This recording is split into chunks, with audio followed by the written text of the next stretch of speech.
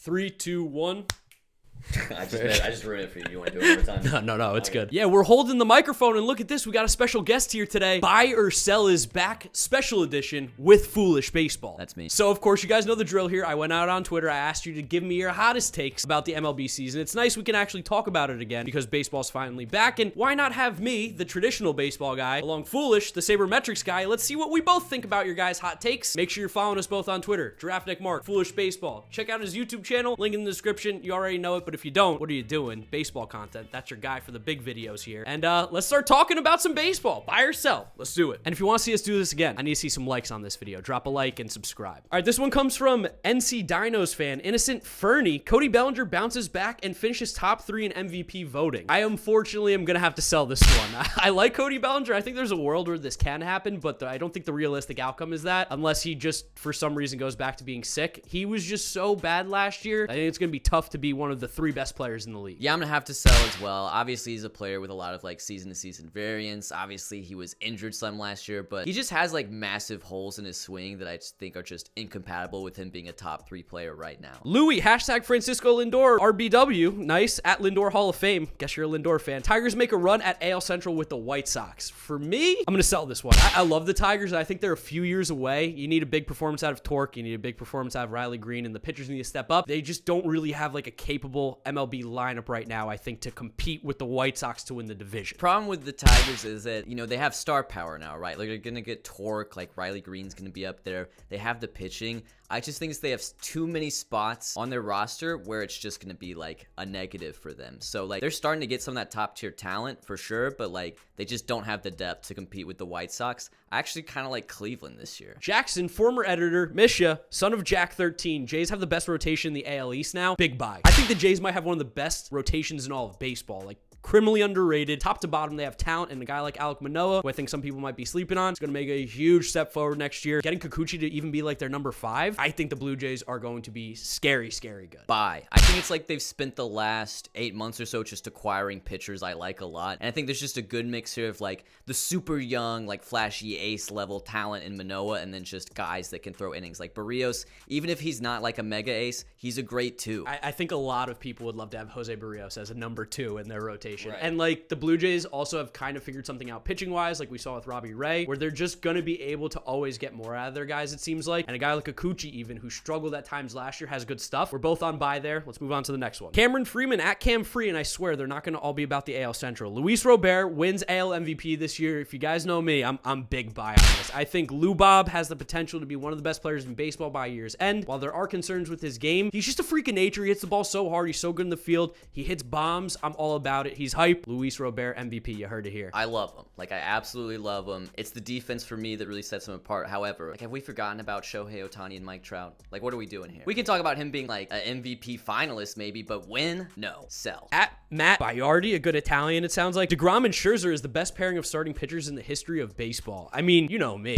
I gotta buy this as a Mets fan. This is the best 1-2 baseball's ever seen. I don't care what you tell me. Scherzer, DeGrom, 2 of the best pitchers of the generation in the same rotation in New York. For my team, the New York Mets, if I didn't buy this, I don't even know if I would still be GiraffeNeckMarc at this point. As the Braves fan, of course, I'm gonna sell. But if you want a real like measuring stick, just look at Colin Verlander a couple years ago. I think if the Mets with Scherzer and DeGrom could do better than that, then maybe yeah, they're in the conversation. JT Perney at Perney's Burner, nice name. New NLDH helps O'Neal Cruz win the Rookie of the Year in the NL. I really like this take a lot because I think O'Neal Cruz has to be one of the favorites just in general to win the Rookie of the Year in the National League. And I didn't even consider that because he has some defensive problems at shortstop that he could just get a lot of time at the DH spot. I'm buying this one totally. Like, O'Neal's Cruz hits the ball different. When I see guys at spring training hit BP, you can just kind of tell the guys who do it different. He's a part of that group. I'm buying this. This is the rare simultaneous buy and sell because I buy Rookie of the Year, but my even crazier take is that I think he can play shortstop. Mateo Culp at Rafiki_Bop. These usernames are unbelievable. Lindor finishes top 5 in MVP voting this season. Yeah, man, I can't believe I'm doing this as a Mets fan, but I'm going to sell, and the only reason why is because I think the National League is just going to have some really good players, and I think it's going to be tough for Lindor on a team that's going to be pretty loaded in the New York Mets to kind of separate himself from the rest of the team. Like, there's a world where Pete Alonso gets more votes, I think. So for me, I'm going to sell, but I think it can happen. Of course, Francisco Lindor is my guy. He was my number 1 shortstop last year, but I think being realistic here, I know these are hot takes, but being realistic, I'm going to sell. I'm going to buy. I really like Francisco Lindor this year. I've been looking at some of like the batted ball data type stuff. Mets fans, like, I think he's going to be just fine. And there is, like, that really high upside with him because his defense is so good. I don't know what gets him to top 5 MVP. Maybe it's like a 130 OPS plus, but he could get there. Who would have thought? The Braves fan says buy, the Mets fan says sell. This is what you get when you get a Foolish Baseball collab. We mix it up over here. Jacob at Cardinals Reek. The Cardinals have the best outfield in baseball. Ah, man. I think I'm selling this, but I think there's a world where they get really, really close. Defensively, I think they do. I don't think there's a doubt that they would probably have the best defensive outfield, but overall, I'm going to have to sell this one. Now, do I have a better answer than the Cardinals? No, because you got me on the spot here, but I'll think of it by the time Foolish is done with his answer. You're doing a little technicality here, aren't you, Cardinals Reek? Like, Mark can't think of a better outfield right now, and he's right. He may be right on that, but you know some free agent's going to sign. There's so many free agents right now. The Cardinals have the best outfield by default because they have Bader and Carlson and O'Neill under contract. I like Newbar as well, but let's be honest. Opening day, they won't be the best. Red Sox fan at Bo Sox fan 1234. Again, this is even more confusing based on the username. Rangers put together a near 500 season after picking up another couple pitchers. I'm buying this. I think they put up a near 500 season right now with what they just have. It's not that they're necessarily good yet, but they have some really, really good pieces, and a couple guys just have to step up for them to actually be really competitive in that division. So I'm buying this 100%, and definitely if they get a couple more pitchers. I'll buy, but like it's not the most interesting take I've ever heard. Like what Mark said, they're probably like a 500-ish team right now. I think people forget that like in 2019 they were in that wild card race until at least like August, and now you know they've kind of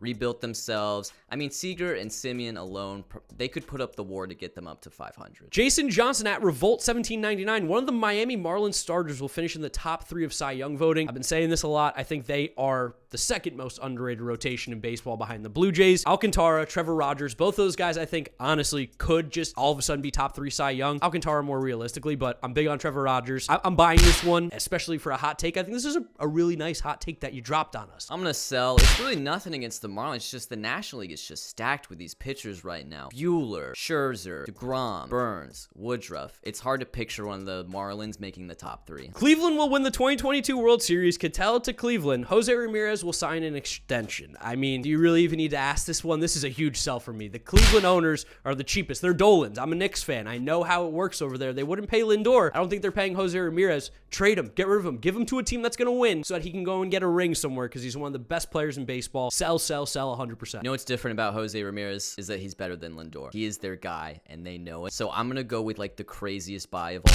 time here and say there's at least a chance he gets an extension. And a big part of it too is like they don't have to trade him right now. It's not like he's in like a ARB4. Like they have time to really think about this. Obviously Cleveland has infield prospects, but man, Jose Ramirez is key for them. E-Wags at E_Wags71. Cubs get Correa and add a couple pitchers, becoming the favorite to win the NL Central. So I'm going to break this up into 2. I buy that they get Correa and a couple pitchers because I think Correa to the Cubs feels like a really good landing spot for him. The Ricketts have money. Don't let them tell you that they don't. They're trying to buy Chelsea right now. So they need to spend money. Go get Carlos Correa, who's a franchise shortstop who will be there for the rest of the time till the end of his career. Pay the man. And if they're going to get Correa, they're going to go get pitchers. So I buy that. Favorites in the NL Central, that's a sell still. The Brewers exist. And anytime that they do, I'm picking them as the favorite. So I sell the second part, buy the first. I'm going to sell on Correa to the Cubs. I do think they're going to spend. Like the Ricketts family, they're down to spend. I like where the Cubs are at right now. I think they're a very interesting team at the moment. They will spend. I just don't think it's Correa. They may choose to divvy that money up into like 3 or 4 players instead. Jared Kelenic completely breaks out and finishes top 10 in AL MVP voting. This is one of the biggest sells of all time. Like you have to understand, right? You know, if you're a prospect guy, you have to have some tolerance of, you know, guy comes up for his cup of coffee, he struggles. You know, like Mike Trout, his first season in the big leagues, those 40 games or whatever, wasn't the best. Jared Kelenic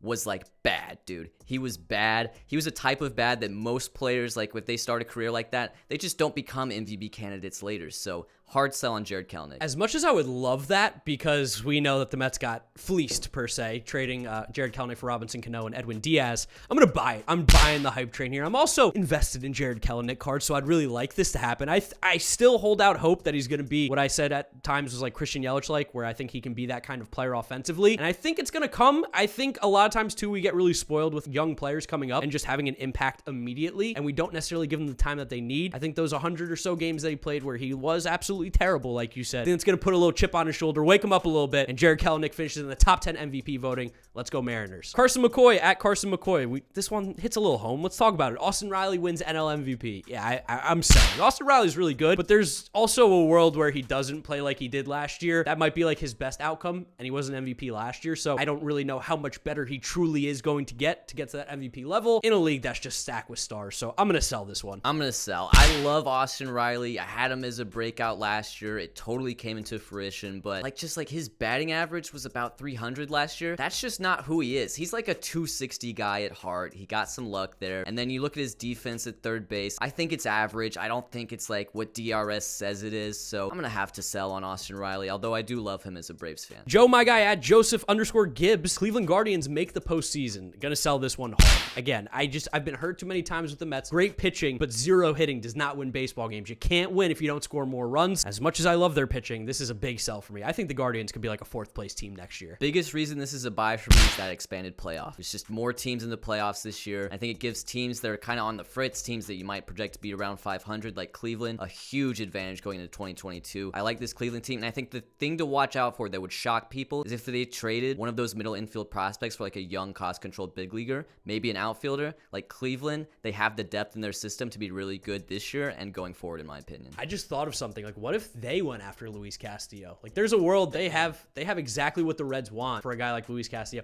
Damn, I never thought about that. That just hit me right now. It's crazy. That's live. PLG at PLG987. Alex Bregman will have a monster year, leading the Astros to another ALCS and hopefully World Series. Now, I don't know about the ALCS and World Series stuff. That's going to be a little tough. The Astros are definitely worse than they've been. But Alex Bregman, monster year? I think so. We know he had that hand issue all of last year, and it seemed like it really affected his power. So I expect him to bounce back. Like, he is too good of a player, especially with how he gets on base. He doesn't strike out, and he hits for power. Like, there shouldn't be a world where he was as bad as he was last year, which was still pretty good. I think Bregman is still probably closer to 2020, 2021 Alex Bregman than he was like 2019 Alex Bregman. So I think he could improve a little bit, but not enough to call it like a breakout by any means. So I'm going to sell on this. I just don't like the game power for him. Like, I just don't think he hits enough home runs. Yeah, he's going to get on base. Yeah, he's going to play solid defense. But Alex Bregman, I think it's kind of been established who he is at the moment. For the final one we got here, Reno Pags at R. Pagiatakis. I think a nice Greek boy. I love that. Greek man myself. The Yankees are in no place to be called contenders. Hardest division in baseball, and they have no pitching besides Cole. Oh, you know I'm buying this one. As a Yankee hater, as part of my brand, I have to buy this, but I also believe a lot what you say. Now,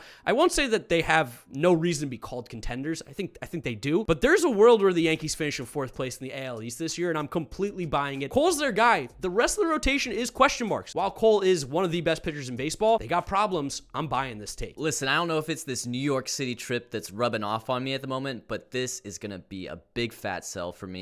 No pitching. Jordan Montgomery's a good number 2. Are we going to act like Nestor Cortez didn't just have an amazing season? You know what? You'll forget you ever said this as soon as they sign Correa. Buy or sell. There it is. The first one, actually, of the 2022 MLB season. Thank God this lockout's over. Also, big shout out to Foolish. He's in New York, came by, got a video done, been hanging out, grabbed some food. Gonna go ahead and let him tell you where to find him. I mean, you probably have an idea, but I'll let him say. Just go to Google, type Foolish Baseball. It'll come up. Short and sweet as always. Foolish, thank you for coming through, doing buy or sell. Hopefully we can do more of these. Remember to drop a like on the video if you want to see me and Foolish do more content. Subscribe to the channel, subscribe to Foolish, follow us all on Twitter, and that's where I'm wrapping up the video, guys. You know the drill from here on out. On Foolish's face, there'll be a video, most recent upload. On my face, it'll be the most popular video on my channel ever, so click through those if you have not yet seen them. Thank you guys for watching, and we'll see you next time for another video. Peace! I think that's a great vid.